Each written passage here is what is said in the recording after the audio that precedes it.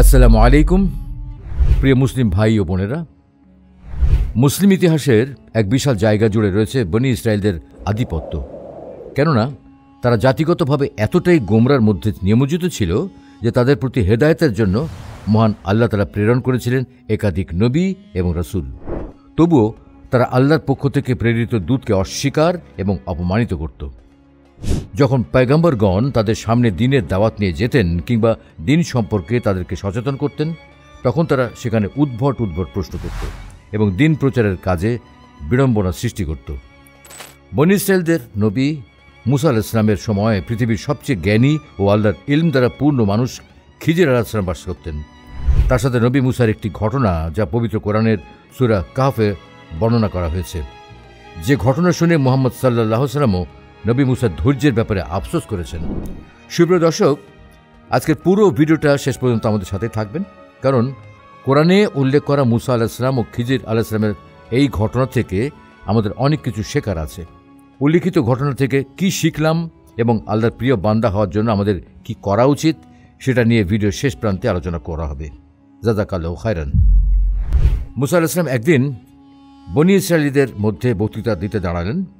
তখন বনী ইসরায়েলীদের একজন তাকে জিজ্ঞাসা করলেন, হে মুসা, বর্তমান পৃথিবীতে সবচেয়ে জ্ঞানী ব্যক্তিকে? হযরত মুসা আলাইহিস সালাম ভাবলেন, যেহেতু আমি নবী এবং আমার কাছে আল্লাহর ওহীর জ্ঞান রয়েছে, সুতরাং আমার চেয়ে জ্ঞানী কেউ নেই। তিনি বলে দিলেন, আমি সবচেয়ে জ্ঞানী। মহান আল্লাহ তাআলা জবাবটা পছন্দ করলেন না, তাই তাকে সতর্ক করে দিলেন, কেননা তিনি ইলমকে আল্লাহর দিকে সোপর্দ করেননি এবং তার বলা উচিত ছিল আল্লাহই সবচেয়ে বড় জ্ঞানী। অতঃপর আল্লাহ তার নিকট এই ওহী প্রেরণ করলেন, দুই সমুদ্রের সঙ্গমস্থলে আমার বান্দাদের মধ্যে এক বান্দা রয়েছে যে তোমার চেয়ে অধিক জ্ঞানী।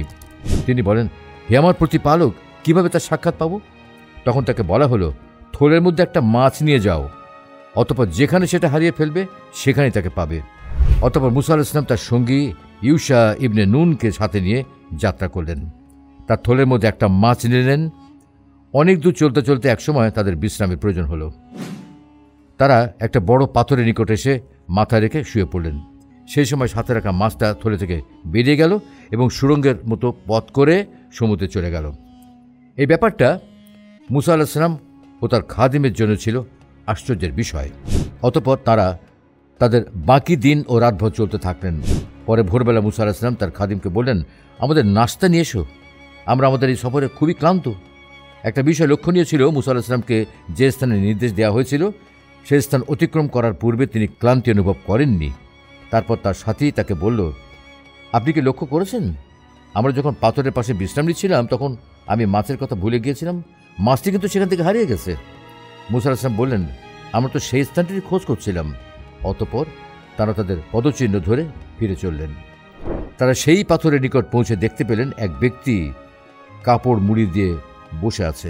মুসা আলাইহিস সালাম তাকে সালাম দিলেন। তখন খিজির আলাইহিস সালাম বললেন, এদেশে সালাম কোথা থেকে আসলো? তিনি বললেন, আমি মুসা। খিজির প্রশ্ন করলেন, বনী ইসরায়েলের মুসা? তিনি বললেন, হ্যাঁ। মুসা আলাইহিস সালাম আরও বললেন, সত্য পথের যে জ্ঞান আপনাকে দান করা হয়েছে তা থেকে শিক্ষা নেওয়ার জন্য আমি কি আপনাকে অনুসরণ করতে পারি? খিজির আলাইহিস সালাম বললেন, আপনি কিছুতেই আমার সাথে ধৈর্য ধরে থাকতে পারবেন না। হে মুসা, আল্লাহর ইলমের মধ্যে আমি এমন এক ইলম নিয়ে আছি যা তিনি কেবল আমাকেই শিখিয়েছেন, যা আপনি জানেন না। আর আপনি এমন ইলমের অধিকারী যা আল্লাহ আপনাকেই শিখিয়েছেন, তা আমি জানি না। সুতরাং আপনি কিছুতেই আমার সাথে ধৈর্য ধারণ করতে পারবেন না। মুসা আলাইহিস সালাম বললেন, আল্লাহ চাইলে আপনি আমাকে ধৈর্যশীল পাবেন এবং আমি আপনার আদেশ অমান্য করব না। খিজির আলাইহিস সালাম বললেন, আপনি যেহেতু আমাকে অনুসরণ করতেই চান, তাহলে সফরকালে আপনি আমাকে কোনো ব্যাপারে প্রশ্ন করবেন না, যতক্ষণ না আমি নিজেই সে সম্পর্কে আপনাকে বলি। মুসলমানদের বীরত্ব এবং ঐতিহ্যের অজানা ইতিহাস জানতে ইসলামের ইতিহাস চ্যানেলটি সাবস্ক্রাইব করে আমাদের অনুপ্রাণিত করবেন। সেই সাথে কমেন্ট বক্সে আপনার মূল্যবান মতামত জানাবেন। অতঃপর তারা দুজন সমুদ্র তীর দিয়ে চলতে লাগলেন। তাদের সাথে কোনো বাহন ছিল না। প্রতিমধ্যে তাদের কাছ থেকে একটা নৌকা যাচ্ছিল। তারা নৌকাওয়ালাদের কাছে তাদের তুলে নেওয়ার কথা বললেন। মাঝি মাল্লারা খিজিরকে চিনতে পারল এবং ভাড়া বেঁধে ডেকে তাদের নৌকায় তুলে নিল। তখন একটা চড়ুই পাখি এসে নৌকার এক প্রান্তে বসে একবার কি দুবার সমুদ্রে তার ঠোঁট ডুবালো। খিজির আলাইহিসসালাম বললেন, হে মুসা আলাইহিসসালাম, আমার এবং আপনার জ্ঞান সব মিলিয়েও আল্লাহর জ্ঞানের সমুদ্রের তুলনায় চড়ুই পাখির ঠোঁটে যতটুকু পানি এসেছে তার চেয়েও কম। অতঃপর খিজির আলাইহিসসালাম নৌকার তলদেশের তক্তাগুলো থেকে একটা খুলে ফেললেন। মুসা আলাইহিসসালাম বললেন, এরা আমাদের বিনা ভাড়ায় আরোহণ করিয়েছে, আর আপনি নৌকাটা ডুবিয়ে দেওয়ার জন্য ছিদ্র করে দিলেন। খিজির আলাইহিসসালাম বললেন, আমি কি বলিনি যে আপনি আমার সঙ্গে কিছুতেই ধৈর্য ধরে রাখতে পারবেন না?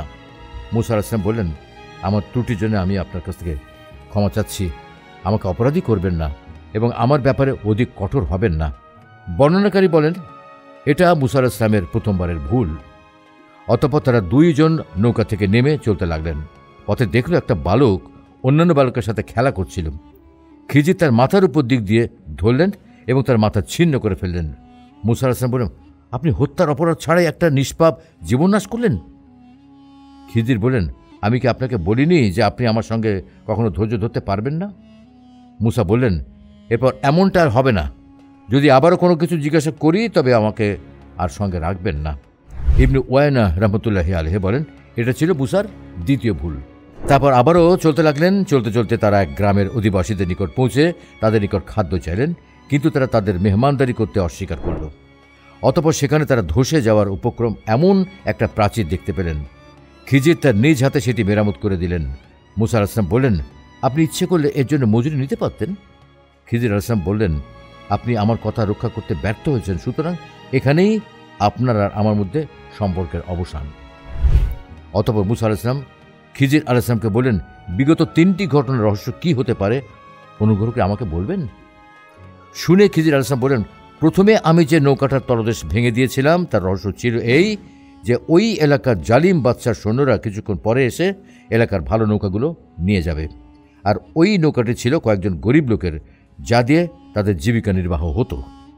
তাই সেটি রক্ষা করার জন্য আমি ওইটার তলদেশ ভেঙে দিয়েছি। আর দ্বিতীয় ঘটনাটা হচ্ছে ছোট্ট ছেলেটাকে হত্যা করা, তাই তো? ওই ছেলেটার বাবা একজন ভালো লোক, কিন্তু বড় হয়ে ছেলেটা একজন খুনি ও ডাকাত হবে। শুধু তাই নয়, তার বাবা মাকেও সে নির্যাতন করবে।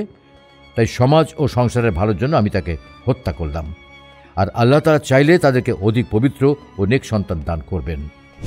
তৃতীয় ঘটনা, যে দেয়ালটি আমি মেরামত করে দিয়েছি তার নিচে এতিম শিশুদের পূর্বপুরুষদের রাখা গুপ্তধন আছে। বড় হয়ে তারা ওই গুপ্তধন পেয়ে নিজেদের অভাব দূর করবে, সুখে শান্তিতে বসবাস করবে, যা তাদের প্রতিপালকের রহমত বিশেষ। আর এসব আমি নিজের পক্ষ থেকে করিনি। আলহামদুলিল্লাহ, এই চ্যানেলের নেপথ্যে যারা আছেন আমাদের আলোকিত জ্ঞানীর বন্ধুরা, তাই আমি আপনাদেরকে অনুরোধ জানাবো যে আপনি যদি ভালো কিছু জানতে চান, ভালো কোনো বিষয়ে যদি জ্ঞান অর্জন করতে চান, সাবস্ক্রাইব করবেন এবং আরও একজন ভাইকে শেয়ার করবেন, যাতে করে আমরা সবাই মিলে ভালো জ্ঞান আহরণ করে একে অপরের সহায়তা করতে পারি, সুন্দর পৃথিবী গড়ার প্রত্যয়ে এগিয়ে যেতে পারি। তাদের জন্য দোয়া করছি এবং প্রত্যাশা করছি এই ধরনের জ্ঞানমুখী বিভিন্ন ডকুমেন্টারি তারা আমাদেরকে উপহার দেবেন এবং আমাদেরকে সমৃদ্ধ করবেন। ধন্যবাদ।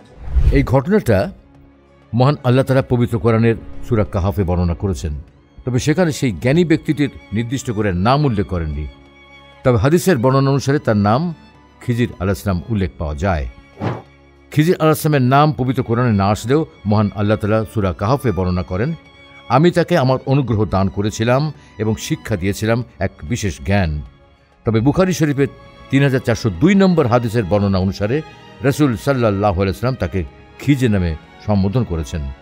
আরবি ভাষায় খাদির শব্দের অর্থ সবুজ, যা আমরা বাংলায় খিজির উচ্চারণ করে থাকি। এক অনাবাদী শুষ্ক জমিন তার সংস্পর্শে আসলেও সেখানে সবুজ ঘাসের জন্ম হতো, যে কারণে রাসূল সাল্লাল্লাহু আলাইহি ওয়াসাল্লাম তাকে খিজির নামে সম্বোধন করেন। তবে তিনি শুধুই কি একজন সাধারণ জ্ঞানী মানুষ নাকি কোনো নবী বা রসুল ছিলেন সে বিষয়ে বিভিন্ন মতানৈক্য রয়েছে, কেননা কোরআন এবং হাদিসের কোনো জায়গাতেই তাকে নবী বা রসুল হিসেবে উল্লেখ পাওয়া যায় না। তবে মহান আল্লাহ তাআলা তাকে সরাসরি দিক নির্দেশনা করতেন, যে কারণে অনেকেই তাকে নবী বা রসুল হিসেবে বিবেচিত করে থাকে। তবে তার নবুয়ত্ব লাভের কোনো সুস্পষ্ট প্রমাণ না থাকায় আমরা তাকে একজন জ্ঞানী ব্যক্তি হিসেবেই মনে করে থাকি। মহান আল্লাহ তাআলা তাকে হযরত মুসা আলাইহিস সালামের চাইতেও অধিক জ্ঞান দান করেছিলেন। উবাই ইবনু কাব রাদিয়াল্লাহু তাআলা আনহু বর্ণিত মুসা ও খিজিরের ঘটনা শুনে নবী মুহাম্মদ সাল্লাল্লাহু আলাইহি সাল্লাম বলেন, আল্লাহ তাআলা মুসার উপর রহম করুন। আমাদের কতই না মনোবাঞ্ছা পূর্ণ হতো যদি মুসা সেদিন সবর করতেন, তাহলে আমাদের নিকট তাদের আরও ঘটনাবলী বর্ণনা করা হতো। আজকের ভিডিওটি দেখে ও শুনে আমরা অনেক কিছু অনুধাবন করতে পারছি। কোরআনে উল্লিখিত ঘটনা থেকে আমাদেরকে শিক্ষা গ্রহণ করতে বলা হয়েছে। আমরা আসলে এই ঘটনা থেকে কি শিখলাম এবং আমাদের কি করা উচিত। নবী রাসূলগণ আল্লাহর ওহী লাভ করলেও তাদের চেয়ে জ্ঞানী মানুষ পৃথিবীতে থাকতে পারে, যা আল্লাহ ছাড়া কেউ জানেন না। যিনি শিক্ষার্থী বা জ্ঞান লাভ করতে চান তাকে অনেক ধৈর্যশীল হতে হয়। কারো ভবিষ্যৎ জানার ক্ষমতা নেই, শুধু আল্লাহ যাকে সে ক্ষমতা দিয়েছিলেন তারাই তা হাসিল করেছেন। নিশ্চয়ই আল্লাহ এতিম ও অসহায়দের জন্য দয়াশীল। দুনিয়ার মানুষ খুবই সামান্য জ্ঞান রাখে, যা আল্লাহর কাছ থেকে আসে। ইলম বা জ্ঞান বৃদ্ধির জন্য সফর করতে হয়। তো আসুন আমরা ইলম অর্জন করি এবং ঈমানকে মজবুত করার জন্য আল্লাহর কাছে দোয়া প্রার্থনা করি। আমিন। ইসলামের ইতিহাস পার্মানেন্ট মেম্বারশিপ বাছাই পর্বে আমাদের আজকের প্রশ্ন: মুসা আলাইহিসসালামের সফরকালে থলের মধ্যে কি নিয়েছিলেন? ক আপেল, খ মাছ, গ রুটি, ঘ চাদর। সঠিক উত্তরের পাশাপাশি যাদের মন্তব্য ভিডিওর সাথে সম্পর্কযুক্ত হবে এবং অত্যন্ত সুন্দর হবে, তাদের মধ্যে থেকে 20 জনকে ইসলামের ইতিহাস পার্মানেন্ট মেম্বারশিপে বাছাই করব এবং আমাদের ফেসবুক পেজে তাদের নাম লাইভে ঘোষণা করা হবে।